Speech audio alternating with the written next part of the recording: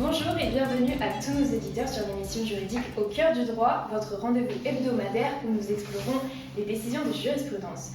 Je suis votre hôte, Zoé Julienne, et je suis aujourd'hui accompagnée de notre journaliste expert en droit constitutionnel, Rachid Merimi. Bonjour Rachid. Bonjour. Nous allons aujourd'hui disséquer la décision du Conseil constitutionnel datée du 3 mai 2023, une décision RIP, portant sur la proposition de loi référendaire visant à interdire un âge légal de départ à la retraite supérieur à 62 ans. Cette décision, qui a eu lieu dans le contexte de la réforme des retraites, a entre autres permis de rappeler l'existence du référendum d'initiative partagée. En effet, la Constitution française du 4 octobre 1958 a prévu de nombreux référendums. Le RIP en fait partie et est prévu à l'article 11 de la dite Constitution, tel que modifié par la loi constitutionnelle du 23 juillet 2008, qui a introduit cette forme de consultation populaire et en a fixé les conditions d'organisation et la procédure. À l'analyse du contexte de cette décision, il apparaît que certains parlementaires issus des partis de gauche, se voyant minoritaires dans les deux chambres du Parlement, ont voulu passer par ce mécanisme constitutionnel pour empêcher une réforme qui aurait pour effet de repousser l'âge de départ à la retraite, et cela en comptant sur l'appui du soutien populaire. Aujourd'hui, nous sommes honorés de recevoir deux invités de marque qui vont nous éclairer de leurs analyses pointues. Alors, monsieur le professeur émérite de droit public Francis Maubuis, bonjour. Bonjour, madame. Et la députée Rama Messaoudi qui a fait partie des signataires de la proposition de loi référendaire en question. Bonjour madame la députée. Bonjour, merci de m'avoir invitée. Ensemble, nous allons analyser la décision et examiner le rôle du juge constitutionnel dans cette procédure, ainsi que la raison d'être et l'avenir du RIP. Ainsi, nous allons développer notre émission en deux parties. De prime abord, nous allons présenter le RIP, sa notion, le rôle du Conseil constitutionnel dans la procédure à suivre. Et en second lieu, nous examinerons la position prise par le Conseil à propos de cette proposition de loi référendaire, se penchant sur sa motivation et les conséquences de cette décision de l'avenir du RIP. Alors, je vais d'abord demander à notre invité, monsieur le professeur, de nous éclairer un peu sur l'origine du RIP. Oui, le référendum d'initiative partagée, RIP, constitue une étude de démocratie semi-directe. Puisqu'il s'agit d'un référendum dont l'initiative mobilise à la fois les citoyens et les parlementaires. Il ne s'agit pas d'une forme de démocratie directe proprement dit, mais dans la mesure où l'intervention des parlementaires est requise. Ce type de référendum a été introduit dans la Constitution lors de la réforme constitutionnelle du 23 juillet 2008, par la loi constitutionnelle numéro 2008-724 du 23 juillet 2008 de modernisation des institutions de la V République. Il a fallu attendre la loi organique numéro 2013-1114 du 6 décembre 2013 portant application de l'article 11 pour en préciser les modalités. L'idée d'un tel référendum combinant l'initiative et des parlementaires et des citoyens a été émise par le comité consultatif pour la révision de la Constitution, présidé par le doyen Georges Vedel, un publiciste bien connu. Et nous sommes en 1993. Plus tard, il y a eu la création d'un référendum d'initiative populaire, qui a été également recommandé par le comité de réflexion sur les institutions, présidé par l'ancien Premier ministre Édouard Balladur, en 2007. Finalement, le référendum d'initiative partagée, tel qu'adopté en 2008, reprend les éléments de ces deux rapports précédents. Mais des réserves se sont très vite exprimées vis-à-vis de la faisabilité de ce référendum parce que la procédure est assez complexe et difficilement réalisable. Dès lors, aux côtés du référendum tel que prévu à l'article 11, alinéa 1er et 2 de la Constitution, organisé par le président de la République, le même article, en son alinéa 3, prévoit l'organisation d'un RIP, dont il pose des conditions préalables à son organisation. Alors justement, je me permets de rappeler aux auditeurs les différentes étapes préalables à l'organisation du RIP. Donc premièrement, c'est aux parlementaires à qui revient la proposition de loi référendaire, qui ne peut porter que sur les domaines énumérés par l'article 11 de la Constitution, donc sur lesquels on reviendra plus tard. Cette proposition doit être présentée par au moins 1/5 des parlementaires, ce qui fait 185 parlementaires. Ensuite, le Conseil constitutionnel vérifie la conformité de la proposition de loi à la Constitution, ainsi que différentes conditions qu'on détaillera, je pense, par la suite. ce qui fait, à mon sens, de cette étape un premier garde-fou important. La procédure du RIP dont il est question dans la décision qu'on étudie aujourd'hui, c'est d'ailleurs arrêté à cette deuxième étape. Mais si le Conseil valide la proposition de loi référendaire, la période de recueil des soutiens se tient alors pendant une durée de 9 mois. Durant cette période, tout citoyen français inscrit sur les listes électorales peut manifester son soutien à la proposition de loi, donc en ligne ou via des points d'accès. La proposition de loi doit être signée par 10% du corps électoral, ce qui représente 4,7 millions de citoyens. Si ce seuil est atteint, le Conseil vérifie la validité des signatures et des soutiens à la proposition de loi. Alors la proposition de loi est alors transmise au Parlement pour être examinée, un débat est organisé et le Parlement peut adopter la proposition telle qu'elle ou proposer des amendements. Si la proposition de loi n'est pas adoptée par le Parlement dans un délai de 6 mois après la date de clôture du recueil des soutiens, le président de la République est tenu de soumettre la proposition de loi au référendum. On constate ici une limite supplémentaire à l'organisation d'un RIP. Le président de la République peut ne pas avoir organisé le référendum puisque un débat est requis. Or, on pourrait très bien contourner ce débat et donc l'organisation du RIP en n'inscrivant pas tout simplement la proposition de loi référendaire à l'ordre du jour ou bien en l'inscrivant mais en repoussant le débat. De plus, une assemblée parlementaire hostile pourrait constituer un obstacle important puisqu'elle pourrait amender la proposition de loi jusqu'à dénaturer la volonté initiale ou même y intégrer des dispositions inconstitutionnelles de manière à provoquer une censure de la part du Conseil constitutionnel. Mais en cas d'organisation du référendum par le président de la République, une campagne référendaire est organisée pour informer les électeurs sur la proposition de loi et les enjeux du référendum. Les électeurs inscrits sur les listes électorales sont alors appelés à voter lors du référendum pour décider de l'adoption ou du rejet de la proposition de loi. Alors maintenant, je vais me tourner vers Madame la députée. Quel est votre avis sur cette procédure du RIP que je viens de détailler ? Alors, j'estime particulièrement que la procédure RIP actuelle est longue et complexe, notamment à cause des nombreuses conditions et obstacles qu'elle comporte et donc qui rend difficile l'organisation d'un référendum d'initiative partagée. Le dispositif a par ailleurs été très critiqué, je pense notamment à Jean-Pierre Sueur, qui avait dénoncé, qui avait été justement rapporteur de la loi organique et qui avait dénoncé une mascarade, un trompe-l'œil, notamment parce que le RIP aujourd'hui demande une mobilisation qui est colossale, puisque comme vous l'avez dit, il faut 4,7 millions de soutien populaire.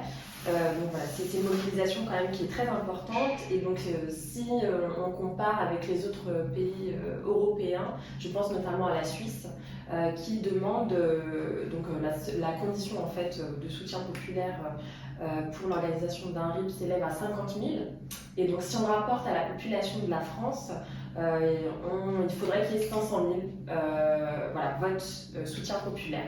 Donc c'est déjà plus largement accessible. Donc si je pense par exemple au RIP de 2019 aéroport de Paris, en 9 mois, on a recueilli 1 million de signatures. Donc voilà, c'est que quand même c'est une condition, c'est un obstacle à l'organisation du RIP. Oui, effectivement. Et donc, je me permets d'ajouter que c'est face aux nombreuses critiques justement relatives à cette difficile mise en œuvre du RIP que le président de la République, Emmanuel Macron, a concédé devoir donner davantage de place à la voie référendaire. Donc, dans sa conférence de presse du 25 avril 2019, à l'issue du grand débat national, le président avait communiqué son intention de, je cite, simplifier les règles en permettant que l'initiative puisse venir des citoyens, 1 million de citoyens qui signeraient une pétition et qu'elle puisse prospérer en projet de loi, et si elle n'était pas examinée par les assemblées, aller au référendum. Or, donc, ce projet de loi constitutionnelle a finalement été abandonné.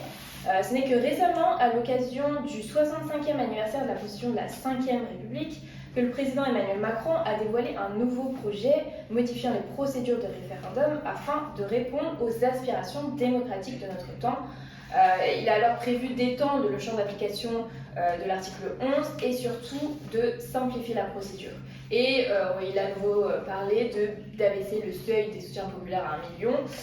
Mais actuellement, le référendum d'initiative partagée, dont la procédure est fortement dissuasive, reste hypothétique et ne permet pas de pallier les défauts de la démocratie représentative. législative. Le RIP sur la réforme des retraites, dont il est question aujourd'hui, on l'a dit, n'a pu franchir que la première étape, puisque la deuxième, consistant en la validation de la proposition par le Conseil constitutionnel, a été bloquée par l'inconstitutionnalité déclarée par le Conseil. Alors, je me tourne désormais vers monsieur le professeur pour connaître plus précisément le rôle du Conseil constitutionnel dans la procédure du RIP. Oui, en tout cas, merci. De manière générale, nous devons comprendre que le Conseil constitutionnel s'occupe du contrôle des référendums. Et lui, Favreau, un doctrinaire publiciste aussi français, il affirme à ce propos que l'article 60 de la Constitution dispose, je cite, que le Conseil constitutionnel veille à la régularité des opérations de référendum et en proclame les résultats. Et lui, Favreau continue en disant que le Conseil constitutionnel intervient dans ce domaine à deux titres, à titre consultatif et à titre comme une juridiction. Donc, le Conseil constitutionnel a des attributions consultatives et des attributions juridictionnelles. Les attributions consultatives, nous voyons ça dans l'ordonnance du 7 novembre 1958, juste après l'adoption de la Constitution, qui a portant loi organique sur le Conseil constitutionnel. Et il a été prévu dans cette ordonnance que le Conseil constitutionnel est consulté par le gouvernement pour tout ce qui concerne l'organisation du référendum. Et en ce qui concerne les attributions juridictionnelles du Conseil constitutionnel, nous voyons que cette haute juridiction est chargée de surveiller les opérations de vote. Par l'intermédiaire des délégués, il est chargé d'assumer le contrôle du recensement général, d'examiner les réclamations et de proclamer les résultats. Donc, concernant plus particulièrement le RIP, et si nous analysons l'article 11 de la Constitution et les articles 1er et 4 de la loi de 2013, nous voyons que le Conseil constitutionnel prend une part active dans cette procédure. Et on peut s'en rendre compte en relevant, d'une part, le moment de son intervention et aussi l'objet de cette intervention. Merci. Alors, est-ce que justement vous pouvez être un peu plus précis sur le moment où le Conseil intervient dans la procédure du RIP? Oui, là je suis à l'aise parce que vous avez touché un mot. Là, je vais reprendre ça de manière un peu plus schématique, un peu plus technique. Hein, en tant que scientifique. Donc, pour percevoir le moment de l'intervention du Conseil constitutionnel, il faut nous référer aux étapes du RIP, telles que prévues dans des articles de disposition que nous avons cités. Première étape, il y a le dépôt de la proposition de loi référendaire pour au moins un cinquième des parlementaires, ce qui signifie 185 députés et ou sénateurs, et au niveau du bureau de l'une des chambres du Parlement en vue de sa transmission au Conseil constitutionnel. Deuxième étape, dans le délai d'un mois à compter de la transmission, le Conseil constitutionnel se charge de vérifier les conditions relatives au dépôt, à l'objet et à la constitutionnalité de la proposition de loi, telle que prévue par l'article 61 premier de la Constitution. Et troisième étape, si ces conditions sont réunies, le Conseil constitutionnel prend la décision de recueillir dans un délai de 9 mois le soutien des électeurs, tout en précisant le nombre exact correspondant au dixième de ceux-ci. Et le dixième, le nombre exact, ça signifie que ça correspond au nombre des électeurs inscrits sur la liste électorale. Quatrième étape, le ministère de l'Intérieur met en œuvre le recueil des soutiens sous le contrôle du Conseil constitutionnel. Cinquième étape, à l'issue du délai du recueil, donc du délai de 9 mois, le Conseil constitutionnel vérifie si la proposition a recueilli le soutien d'au moins un dixième des électeurs inscrits sur la liste électorale. Et sixième et dernière étape, en cas de réunion de soutien de dizaines d'électeurs, le Conseil constitutionnel prend une décision de constatant. Et dans un délai de 6 mois, à compter de la publication de cette dernière décision au journal officiel, si cette proposition de loi n'est pas examinée pour au moins une fois par une des chambres, le président de la République la soumet au référendum. Donc, nous remarquons que le Conseil constitutionnel intervient dans un premier temps, après le dépôt des signatures d'au moins 125 parlementaires, ensuite, avant la collecte des signatures de dizaines d'électeurs, et enfin, après cette collecte. D'accord, alors on a bien compris le moment de l'intervention du Conseil constitutionnel. Est-ce que vous pouvez nous parler de l'objet plus précisément de cette intervention? Oui, nous avons dit implicitement. Le Conseil constitutionnel intervient à 3 moments. Et à chaque moment correspond un objet différent. D'abord, premier moment, c'est le moment du contrôle des conditions de l'article 11 et 61 de la Constitution. Nous allons dire ça en 3 points. Premier point, il y a le dépôt de la proposition de loi par au moins un cinquième des membres de l'Assemblée parlementaire. Deuxième point, nous voyons, est-ce qu'il y a le respect des conditions relatives à l'objet de la dite proposition. En l'occurrence, l'organisation des pouvoirs publics, les réformes relatives à la politique économique, sociale ou environnementale de la nation, ou au service public, ou bien tendant à la ratification d'un traité.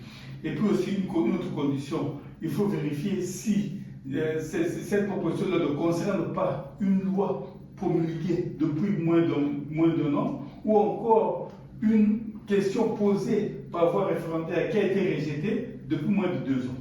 C'est ça. Et là, maintenant, ça c'est le deuxième point. Le troisième point, le premier moment, le Conseil constitutionnel vérifie la conformité de la proposition de loi à la Constitution. Le deuxième moment, c'est-à-dire au moment avant la collecte des signatures, le Conseil constitutionnel va d'abord recueillir, va faire le contrôle pour recueillir le soutien des électeurs et fixer le nombre exact à atteindre pour respecter la condition du 10e des électeurs. Et en troisième moment, maintenant, quand ces soutiens-là est déjà recueillis, le Conseil constitutionnel va maintenant constater si le nombre d'électeurs requis est atteint. Ensuite, le Conseil constitutionnel, s'il trouve que le nombre est atteint, il va maintenant publier cette décision au journal officiel. Ainsi, le Conseil constitutionnel joue un rôle capital dans le contrôle de la régularité de la procédure du RIP. Merci. Alors maintenant, si vous le voulez bien, on va passer à l'analyse à proprement parler de la décision. Dans un premier temps, on va parler de la motivation de la décision du Conseil et dans un second temps de l'avenir du RIP au regard de cette décision.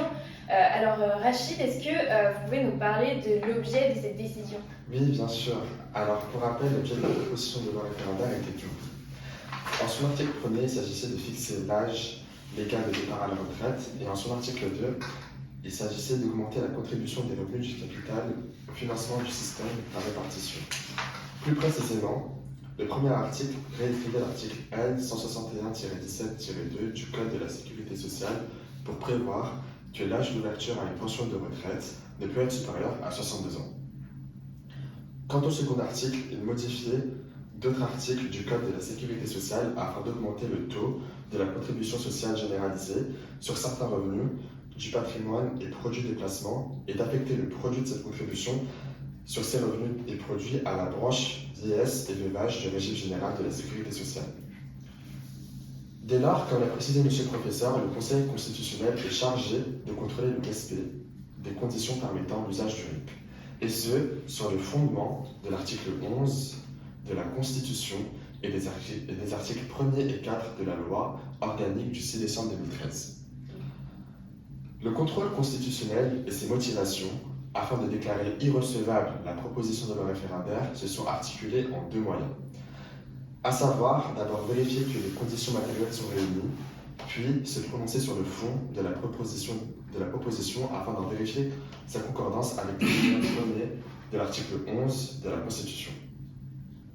Pour rappel, cette disposition énonce que le président de la République peut soumettre au référendum tout projet de loi portant sur l'organisation des pouvoirs publics, sur des réformes relatives à la politique économique, sociale ou environnementale de la nation et aux services publics qui y concourent. Si les conditions matérielles ne posaient pas de problème juridique en soi, concernant leur application en l'espèce, il a réformé en moins que l'interprétation de la notion de réforme par le juge pour écarter la recevabilité de la loi a suscité de vives réactions au sein de la doctrine.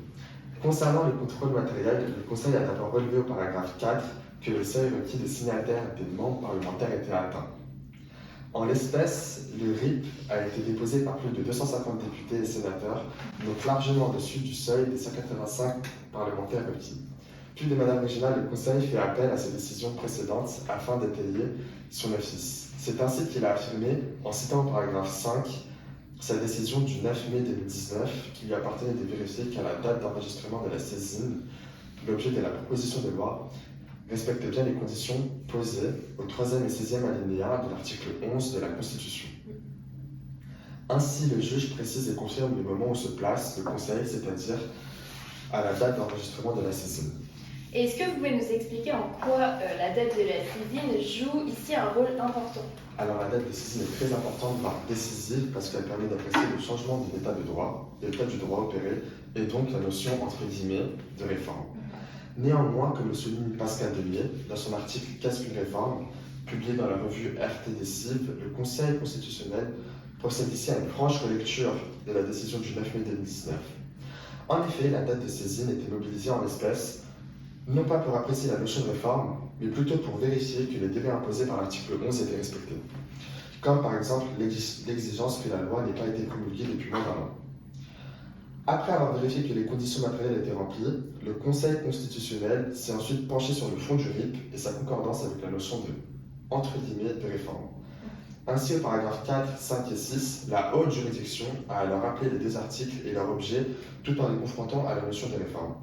À l'instar de la décision concernant le RIP du 14 avril 2023, le Conseil a estimé que, à la date à laquelle le Conseil a été saisi de cette proposition de loi, l'article L. 161-17-2 du Code de la Sécurité sociale dispose déjà que l'âge d'ouverture du droit à une pension de retraite, mentionné à ces mêmes dispositions, est fixé à 62 ans. À la date d'enregistrement de la saisine, l'interdiction de fixer l'âge légal de départ à la retraite au-delà de 62 ans n'emporte donc pas de changement de l'état de droit. Alors, si les juges en avaient déjà jugé ainsi, on peut se demander pourquoi les parlementaires n'ont pas attendu la promulgation de la loi portant sur la retraite afin de soumettre le RIP. Monsieur le professeur, est-ce que vous pouvez nous en dire un mot? Oui, madame, loin de moi de connaître l'intention des parlementaires, de savoir ce qu'ils ont dans le ventre, mais au moins, sur le plan juridique, nous devons comprendre qu'il s'est avéré impossible pour les parlementaires d'attendre la promulgation de la loi, car l'article 11 dispose que le RIP ne peut avoir pour objet l'abrogation d'une disposition législative promulguée depuis moins d'un mois. D'où il faudrait attendre que ce délai d'un an soit passé avant de pouvoir faire une tentative réaliste de RIP. Mais donc du coup, les motivations du Conseil constitutionnel étaient prévisibles, Rachid? Alors oui, elles étaient clairement prévisibles, et pas seulement du point de vue du délai d'un an requis après la promulgation de la loi. En effet, concernant le second article de la proposition référendaire, le Conseil a précisément fait appel à la notion de réforme, notion qu'il a déjà mobilisée de manière semblable dans de précédentes affaires.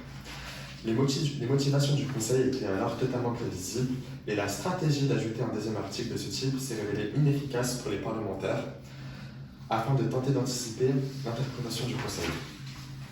Et c'est ainsi qu'au paragraphe 10 de la décision, les juges ont estimé que la disposition de l'article 2 de la proposition de loi référendaire n'a, je cite, ainsi pour seul effet d'abonder le budget d'une branche de la sécurité sociale en augmentant le taux applicable d'une imposition existante dont le produit est déjà en partie affecté au financement du régime général de la sécurité sociale. Donc par voie de conséquence, et au vu de tous les éléments cités, le Conseil constitutionnel en a déduit au paragraphe 11 que la proposition de loi ne porte pas, au sens de l'article 11 de la Constitution, sur une réforme relative à la politique sociale. La proposition de loi ne portant sur aucun des autres objets mentionnés au premier alinéa de l'article 11 de la Constitution, le Conseil constitutionnel en a dès lors jugé au paragraphe 12 qu'elle ne répondait pas aux conditions fixées à l'usage du RIP. Alors Rachid, est-ce que vous pouvez nous dire dans quel cadre le juge a-t-il déjà mobilisé cette notion de réforme? Alors loin d'être nouvelle, cette utilisation de la notion de réforme a déjà été mise en avant par le Conseil à au moins 2 reprises, dans des affaires semblables. Premièrement, par une décision du 25 octobre 2022, il s'était déjà prononcé sur la portée du terme « réforme ». Le contrôle effectué par le Conseil concernait ici la proposition de loi portant création d'une contribution additionnelle sur les bénéfices exceptionnels des grandes entreprises. Le Conseil devait alors, à l'occasion de ce contrôle, préciser si une disposition de nature fiscale entrait dans le champ de l'article 11, et c'est-à-dire si elle pouvait être regardée comme portant sur une réforme relative à la politique économique de la nation.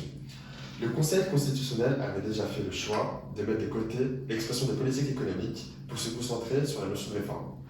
Et c'est ainsi qu'il avait déjà jugé à l'époque, je cite, « Elle a ainsi pour seul effet d'abonder le budget de l'État par l'instauration d'une mesure qui se borne à augmenter le niveau de l'imposition existante des bénéfices de certaines sociétés. Elle ne peut donc pas, au sens de l'article 11 de la Constitution, porter sur une réforme relative à la politique économique de la nation. Mais ce ne fut pas le seul cas, car il s'avère en réalité que le Conseil est fidèle à sa jurisprudence et même celle plus antérieure. Il estimait déjà, avant l'institution du RIP, dans une décision en date du 27 janvier 2000, que, considérant la loi du pays déférée au Conseil constitutionnel, a exclusivement pour objet de créer une nouvelle imposition et que cette imposition est destinée à abonder le budget de la Nouvelle-Calédonie et qu'ainsi la loi du pays contesté ne revêt pas un caractère économique au sens de l'article 155 précité. Donc, le fait d'abonder excessivement le budget est un motif que le Conseil mobilise déjà depuis longtemps, afin de rejeter la concordance des dispositions fiscales au terme de réforme. L'issue de l'examen du RIP pouvait donc sembler évidente. Cela amène alors à s'interroger sur les réelles motivations de l'entreprise d'un RIP par les parlementaires, qui sont parfois plus politiques que réellement juridiques. Merci. Alors, Madame la députée, est-ce que vous pouvez nous en dire quelques mots ? Oui, alors effectivement, pour revenir à l'article écrit par la professeure Pascale Denier, effectivement, elle avait pu effectivement écrire que estimer que la loi n'est pas une réforme de la politique sociale en raison de la part de financement du CSG et ne peut donc, à cause de cette part du financement, ne peut être soumise à référendum alors qu'on a un débat politique, médiatique, sociétal et juridique sur cette question, ça peut effectivement donner l'impression que le Conseil constitutionnel cherche par des considérations juridiques à contourner la question principale. Merci. Alors maintenant, dans une dernière partie, je vais demander à vous, toujours Madame la députée, de nous parler de l'avenir du RIP suite à cette décision, selon vous. Alors, l'avenir du RIP, le Conseil constitutionnel, effectivement, on peut constater qu'il fait le choix d'une jurisprudence constante dès lors que sa décision touche à des questions politiques. Donc on sait que le Conseil constitutionnel statue en droit, mais beaucoup prêtent une dimension politique à ces décisions. Et donc bien sûr, les juges font tout pour dissiper les doutes sur les motivations de leurs décisions. Donc je pense notamment à Jean-Louis Debré, ancien président du Conseil constitutionnel, qui avait pu dire sur Europe 1, je cite, « Le Conseil constitutionnel n'est pas là pour faire plaisir, il ne juge pas en opportunité, il doit dire le droit. » Donc, même si le rôle du Conseil constitutionnel n'est effectivement pas de faire de la politique, ces décisions ont indubitablement un impact politique et les juges ne peuvent y être insensibles. Donc ici, dans cette décision RIP de 2023, effectivement, le Conseil constitutionnel fait le choix de la prudence. Il décide de ne pas s'écarter des sentiers balisés par sa jurisprudence. Donc, je pars sur le contrôle ici de M. Mérini, mais le juge constitutionnel juge peu du fond et s'attache à la notion de réforme et on a peu ou pas de dispositions sur l'inconstitutionnalité du report de l'âge de départ à la retraite de 62 à 64 ans. La décision est effectivement politique puisque d'une part, le Conseil constitutionnel se prononce sur la nature du pouvoir dont dispose le peuple lorsqu'il adopte une proposition par référendum et le Conseil constitutionnel retient ici une approche fonctionnelle du peuple car le peuple remplace le Parlement et a les mêmes pouvoirs et limites dans le cadre du RIP. Il ferme également la possibilité d'organiser un référendum sur le maintien de l'âge de départ à la retraite et il confirme donc l'interprétation restrictive de l'objet du référendum et précise que le pouvoir du peuple est encadré par la Constitution. Cette décision, effectivement, elle confine le RIP dans un rôle d'instrument de l'opposition parlementaire dans la continuité de la jurisprudence du 25 octobre 2022 sur les super-profits où le Conseil constitutionnel avait déjà jugé, je cite, qu'il refusait donc le RIP en raison du défaut d'ampleur et de pérennité de la mesure de l'objet de la proposition. Et Madame la députée, selon vous, qu'est-ce que le RIP semble sur le point de devenir ? Alors, c'est une question qu'on se pose aussi, mais effectivement, la procédure de dépôt du RIP apparaît moins comme une tentative de mise en œuvre d'un mécanisme de démocratie directe, qu'un moyen supplémentaire pour nous, l'opposition, effectivement, de faire entendre nos voix et de peser dans le rapport de force avec l'exécutif. Je pense notamment au RIP de 2019 ADP, qui effectivement avait passé l'étape de l'examen du Conseil constitutionnel, qui avait donc été déclaré conforme, mais qui n'avait pas du tout recueilli le seuil de soutien populaire, mais qui avait quand même convaincu le gouvernement de renoncer au projet de privatisation, ce qui démontre à nouveau le basculement politique du RIP. Monsieur le professeur, pourquoi le Conseil constitutionnel ne souhaite-t-il pas plutôt contrôler la loi a posteriori? Oui, madame, cela est évident. Le Conseil constitutionnel ne peut que respecter la loi, la législation en vigueur, la Constitution, la loi. Et son contrôle, c'est un contrôle a priori. Donc, et dans une jurisprudence constante, je pense notamment à la décision du 6 novembre 1962 et à celle du 23 septembre 1992, le Conseil a refusé de contrôler les lois adoptées par référendum parce qu'elles seraient l'expression de la volonté du peuple. Parce que le Conseil se considère comme un organe constitué. Donc il est organisé par la Constitution, il doit se limiter au pouvoir conféré par la Constitution. Donc la pratique du RIP incite ainsi le juge constitutionnel à adopter une fonction d'arbitre institutionnel entre l'opposition et la majorité. C'est une fonction d'autant plus délicate que les membres du Conseil constitutionnel sont nommés par l'autorité politique. Et est-ce qu'il a conservé le même raisonnement que dans la décision du 14 avril 2023? Oui, on peut dire ça. Il est vrai que les décisions sont assez similaires et de nombreux paragraphes sont rédigés à l'identique. On y retrouve, par exemple, l'énoncé des dispositions constitutionnelles et organiques applicables qui déterminent les conditions de conformité à la Constitution d'une proposition de référendaire d'initiative partagée. On y retrouve également les décisions antérieures rendues en matière de RIP.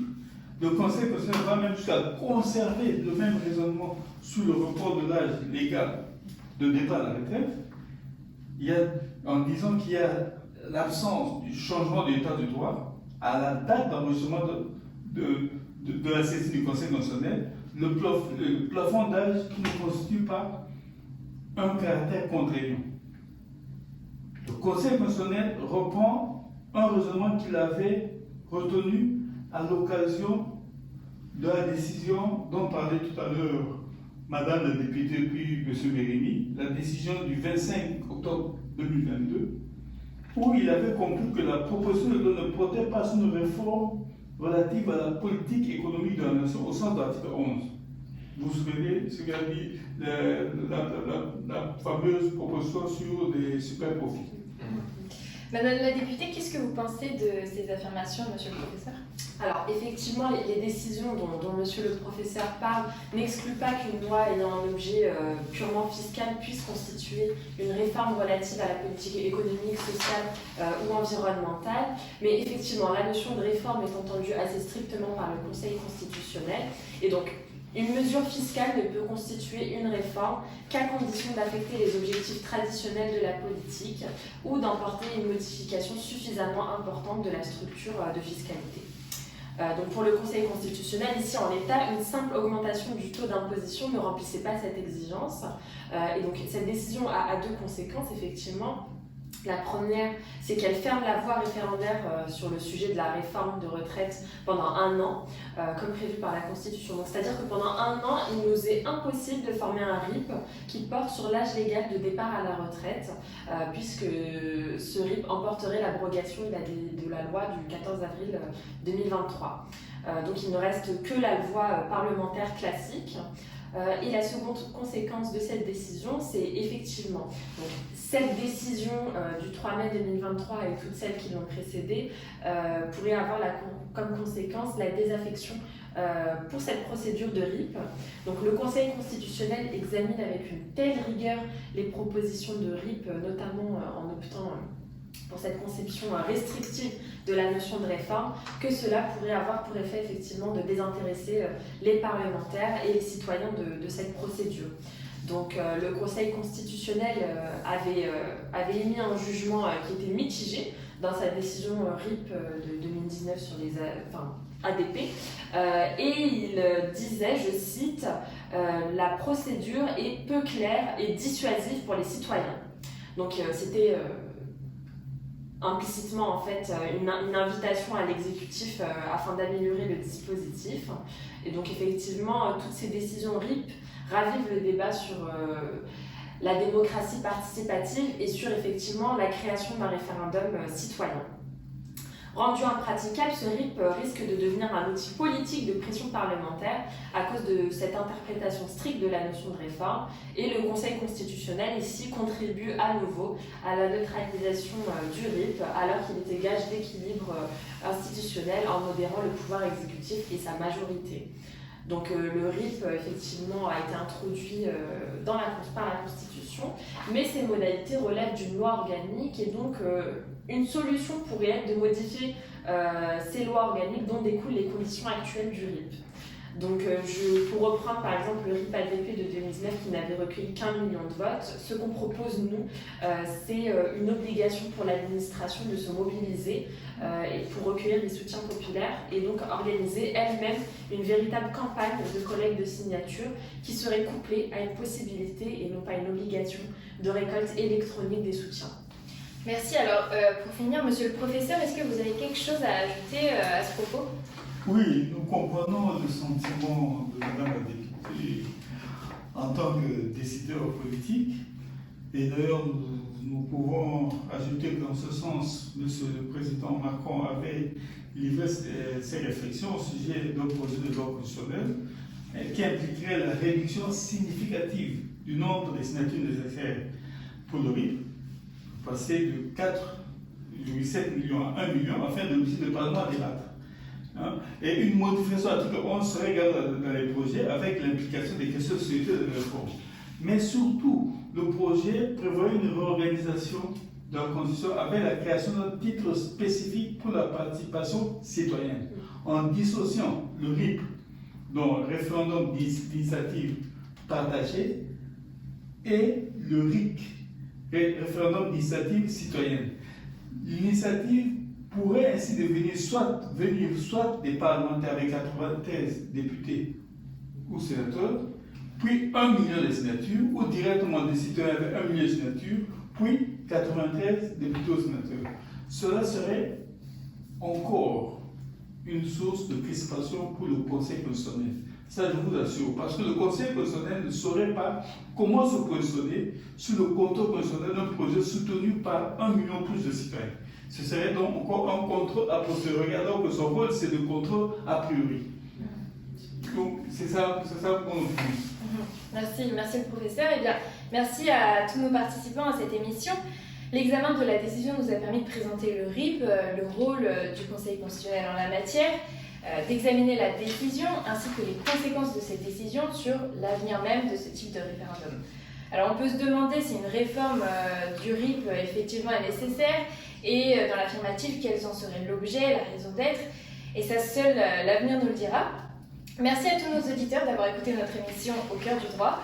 Nous espérons que notre analyse de la décision du Conseil constitutionnel vous a éclairé et fait réfléchir. Rejoignez-nous la semaine prochaine pour une nouvelle plongée au cœur de la jurisprudence.